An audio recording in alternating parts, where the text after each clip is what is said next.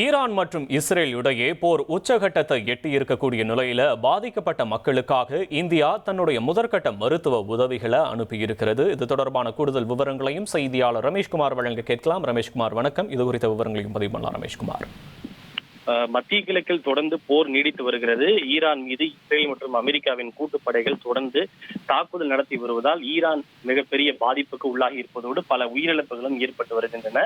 இந்த சூழ்நிலையில் போரினால் பாதிக்கப்பட்டுள்ள ஈரானுக்கு இந்தியா மருத்துவ உதவிகளை முதற்கட்டமாக வழங்கியிருக்கிறது.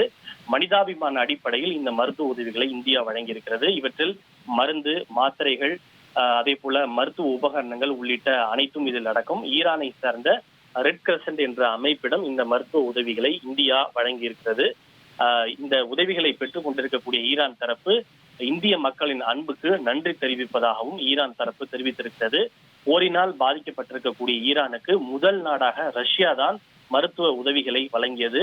சில நாட்களுக்கு முன்பு சிறப்பு விமானத்தின் மூலமாக சுமார் 13 டன் அளவுள்ள மருத்துவ உதவிகளை ரஷ்யா ஈரானுக்கு வழங்கிய நிலையில் தற்போது இந்தியாவும் ஈரானுக்கு மருத்துவ உதவிகளை வழங்கி இருக்கிறது. குறிப்பாக இந்த ஈரான் மீதான அந்த போர் விவகாரத்தில் இந்தியா ஒருதலை பட்சமாக செயல்படுகிறது.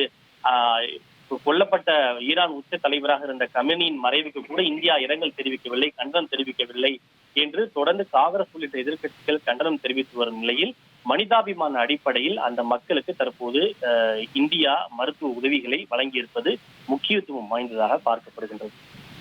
விவரங்களுக்கு நன்றி ரமேஷ்குமார். இனி செல்லும் இடமெல்லாம் செய்தி. தந்தை டிவியின் வாட்ஸ்அப் சேனலை ஃபாலோ பண்ணினா செல்ல இருக்கும் இடமெல்லாம் செய்தி. இதோ QR கோட் இப்பவே ஸ்கேன் பண்ணுங்க, ஃபாலோ பண்ணுங்க.